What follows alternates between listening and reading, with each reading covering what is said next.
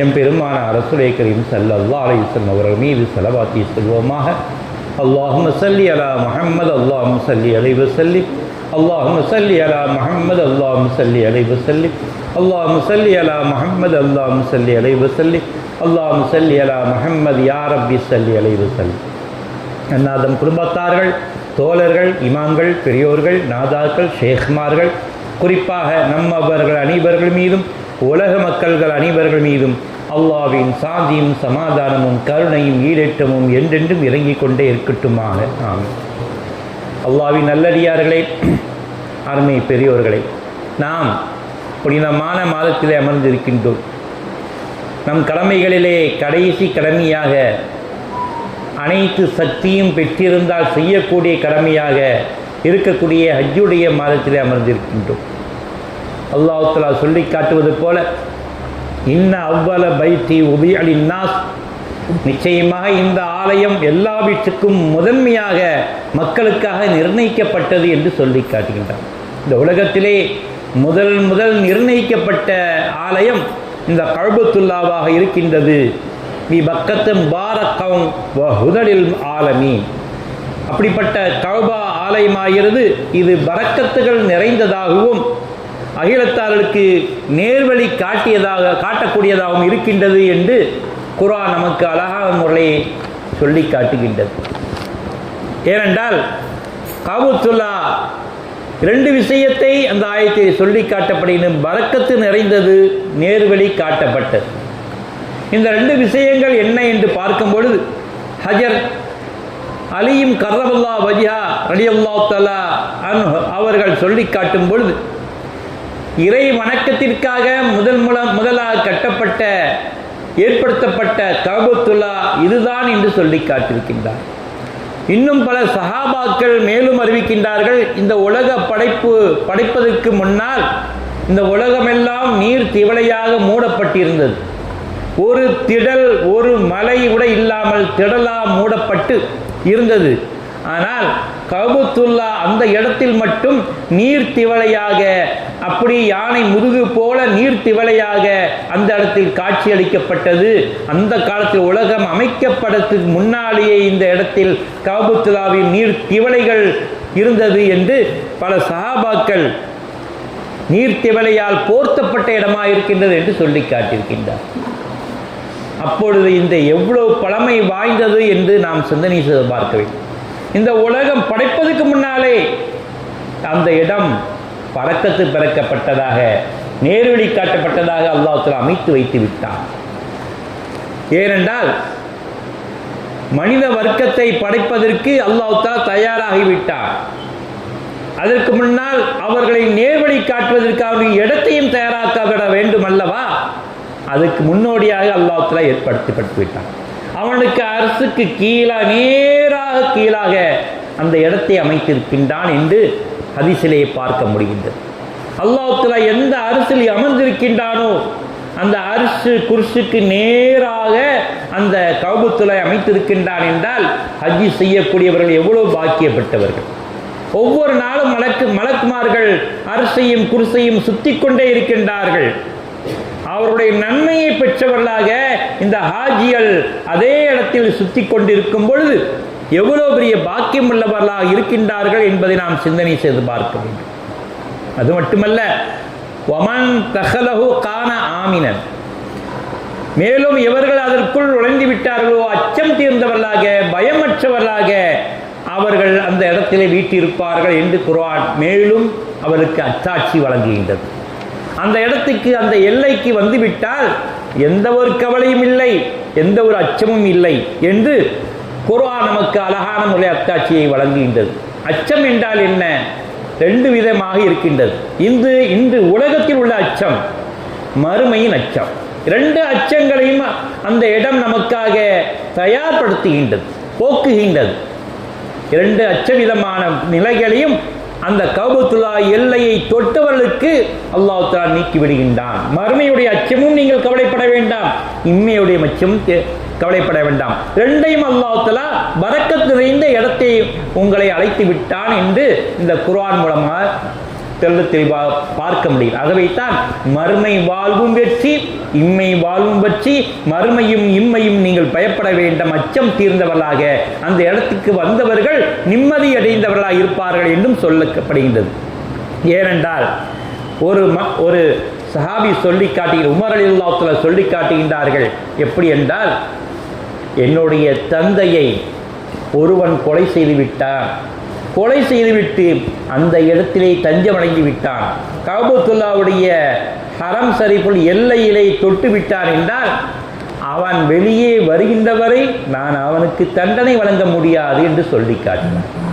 அவனுக்கு தண்டனை வழங்க முடியாது, அந்த எல்லையில் இருக்கின்ற வரை நான் அவனுக்கு தண்டனை வழங்க முடியாது, எல்லையை விட்டு வந்த பிறகுதான் அவருக்கு தண்டனை வழங்க முடியும் என்று சொல்லிக்கார். ஆனால் உமர் ரலியல்லாஹு அன்ஹு மகனாரோ இன்னும் ஒருபடி மேலாக என்ன சொல்கின்றார்கள், என்னுடைய தந்தை உமர் ரலியல்லாஹு அன்ஹு அவர்களை ஒருவன் கொலை செய்துவிட்டு அந்த இடத்துக்கு தஞ்சம் வந்தான் என்றால் நான் அவனை மன்னித்தே விடுவேன் என்று சொல்லிக்கார்.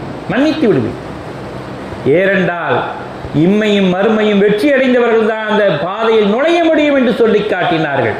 யாராலும் நுழைய முடியாது. தப்பு செய்தவர்கள், பாவம் செய்தவர்கள் அந்த ஹரம் செல்லை எல்லைக்குள் நுழையவே முடியாது. அப்படி இருக்க யாரையெல்லாம் அல்லாஹ் மன்னிக்கக்கூடிய நாடுகின்றானோ, நாடு இருக்கின்றானோ அவர்களை தவிர என்று சொல்லி காட்டினார். ஆக இவர் என்னுடைய தந்தையையே கொலை செய்திருந்தாலும் அல்லாஹ் மன்னிக்க தயாராக இருந்த ஒருவரைத்தான் அந்த ஹரம் எல்லைக்குள் நுழைய வைப்பான் என்று விளக்கம் கொடுக்கின்றார்கள்.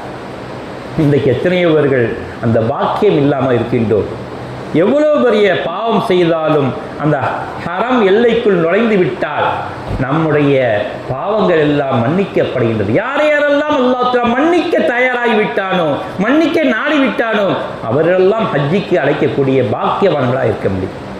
மற்றவர்களெல்லாம் பாவம் செய்தவர்கள் எப்படி, பணம் இல்லையே, உடல் சக்தி இல்லையே, எங்களால் பாவத்தை போக்க வழி இல்லையா என்று கேட்பவர்களுக்கும் பெருமானார் ரசூலுல்லாஹி கரீம் ஸல்லல்லாஹு அலைஹி வஸல்லம் அவர்கள், நீங்கள் இறைவனை நினைத்து அனுதினமும் திக்ர் செய்து கொண்டே இருங்கள், அனுதினமும் திக்ர் செய்யுங்கள், உங்கள் பாவங்கள் மன்னிக்கப்படும். யா அல்லாஹ், என்னால் ஹஜ் செய்ய முடியவில்லை ஏங்குகின்றீர்கள் அல்லவா, அந்த ஏக்கத்துக்கே அல்லாஹ் தஆலா நம்முடைய பாவங்கள் எல்லாம் மன்னித்து விடுகிறார். அந்த ஏக்கம் வேண்டும்.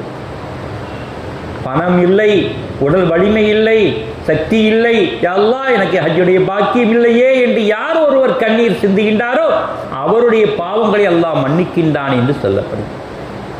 ஆக ஹஜ்ஜி பணம் இருந்தவர்கள், உடல் வலிமை இருந்தவர்கள் ஹஜ்ஜி செல்ல வேண்டும். பணம் இல்லாதவர்கள், உடல் வலிமை இல்லாதவர்கள் அதை ஏங்கியாவது கண்ணீர் வடிக்க வேண்டும் என்று இஸ்லாம் அழகான மொழி சொல்லி காட்டுகிறது. ஆக ஒவ்வொரு விஷயங்களும் அழகான மொழியை தெளிவுபடுத்தி காட்டுகின்றது இஸ்லாம். இன்னும் சொல்ல போனால் பாவம் செய்தவர்களை ஹரம் எல்லைக்குள் சென்று விட்டால் அவளை தண்டனை வழங்க முடியாது, தண்டனை கொடுக்கக்கூடாது என்று பெருமானார் ரசூலுல்லாஹி கரீம் ஸல்லல்லாஹு அலைஹி வஸல்லம் சொல்லி காட்டிவிட்டார்கள். மற்ற எல்லையில் தான் உங்கள் அதிகாரம். ஹரம் ஷரீஃப் உள்ளே வந்துவிட்டால் அல்லாஹ்வின் அதிகாரம். அவன் நாடியவர்களை மன்னிப்பான், மாடியவரை தண்டிப்பான். அதுக்குள் சென்றவர்களை தண்டிக்கக்கூடிய அதிகாரம் உங்களுக்கு இல்லை என்று அல்லாஹ் தஆலா தடை விதித்து விட்டான். ஆகவே தான் அங்கே சென்றவர்களுக்கு நாம் தண்டனை வழங்க முடியாது. அது என்னுடைய தந்தையே என்று கொண்டாலும் சரி, கொலை செய்தாலும் சரி, எவ்வளவு கோபம் இருக்கும் என்பதற்காக உதாரணம் சொல்கின்றார்கள்.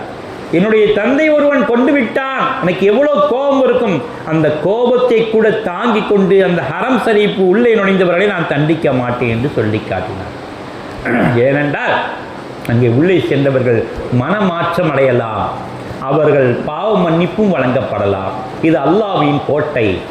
ஆகவே அந்த அல்லாஹ்வின் கோட்டைக்குள் நுழைந்தவர்களை மனமாற்றமும் செய்ய வைப்பான், அவர்களை மன்னிக்கவும் செய்வான். ஆகவே தண்டிக்க வழி உங்களுக்கு இல்லை என்று அல்லாஹ் தஆலா உத்தரவு போட்டதாக பெருமானார் ரசூலுல்லாஹி கரீம் ஸல்லல்லாஹு அலைஹி வஸல்லம் அவர்கள் சொல்லி காட்டியிருக்கின்றார்கள். அப்பேற்பட்ட பாக்கியமுள்ள அந்த இடம், அந்த இடத்தை பார்ப்பதற்கு கண்கள் வேண்டும் என்று பெருமானார் ரசூலுல்லாஹி கரீம் ஸல்லல்லாஹு அலைஹி வஸல்லம் சொல்லி காட்டினார். அப்துல்லா இப்னு உமர் ரலியல்லாஹு அன்ஹு அவர்கள் கூறினார்கள், எப்படிப்பட்ட பாவதாரிகளாக இருந்தாலும் சரி, எவ்வளவு பெரிய அனாச்சாரம் செய்தாலும் சரி, யாரை மன்னிக்க அல்லாஹ் நாடிவிட்டானோ அவர்கள் அந்த எல்லைக்குள் நுழைய சக்தி பெற்றவர்கள் என்று சொல்லி காட்டினார். சக்தி பெற்றவர் அவர்கள்தான். வேறு யாருமே சக்தி பெற முடியாது என்று சொல்லி வைதா ஜஅல்னால் பைத்த மசாபத்தல் இன்னாசி வ அம்னன் என்று அல்லாஹ் தஆலா குர்ஆனிலே சொல்லி காட்டினான்.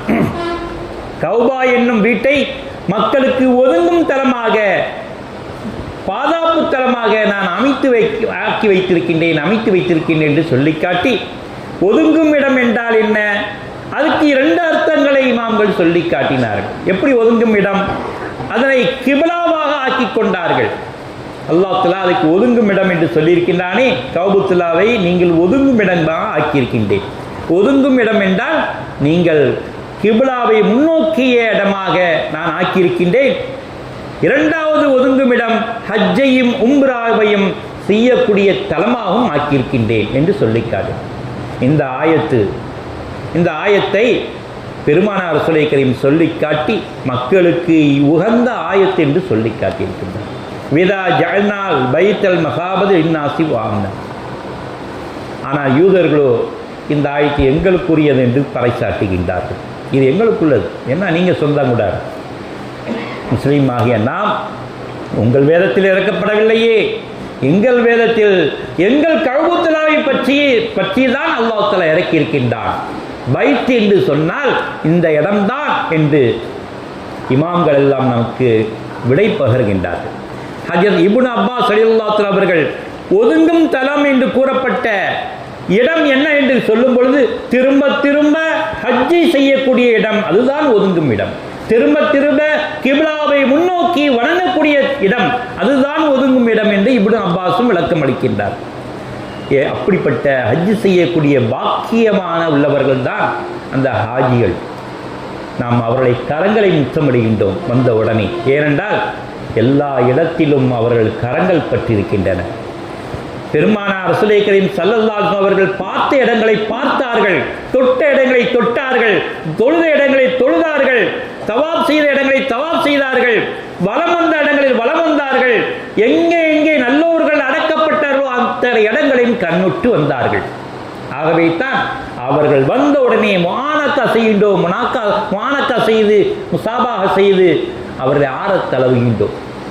காரணம், அவர்கள் அந்த அளவுக்கு அருளை சுமந்தவர்கள். அந்த அருள் நமக்கு கொஞ்சம் ஒட்டிக்கிட்டுமே. அத்தரை பூசியவர்களை கட்டி அணைத்தால் நம்ம உடம்பிலும் அத்தர் மணக்கும். அதே போல அல்லாஹ்வின் அருளை சுமந்தவர்களை கட்டி அணைத்தால் நமக்கும் அருள் சுமக்காதா? அந்த அருள் நமக்கும் மணக்கும். அந்த அடிப்படையிலேயே அவர்களை கட்டி அணைத்தது மட்டுமல்லாமல் துஆ செய்ய வேண்டும். யா அல்லாஹ், இவர்களுக்கு பாக்கியம் செய்ததைப் போல எனக்கும் அந்த அருளை பாக்கியம் செய்வாயாக. உன்னுடைய கருணை கோட்டையை திறப்பாயாக. உன்னுடைய கருணை கோட்டையை திறந்தால் நாங்கள் எந்த பலகீனமாக இருந்தாலும் சரி, எப்படிப்பட்ட பலகீனமான இருந்தவர்களும் சரி, உன்னுடைய கருணை கோட்டை எங்களை அந்த அருள் கோட்டைக்கு கொண்டு சென்று விடும் என்று நாம் கேட்கின்ற துவா அல்லாஹ்வின் காது கருணையிலே எட்டும்.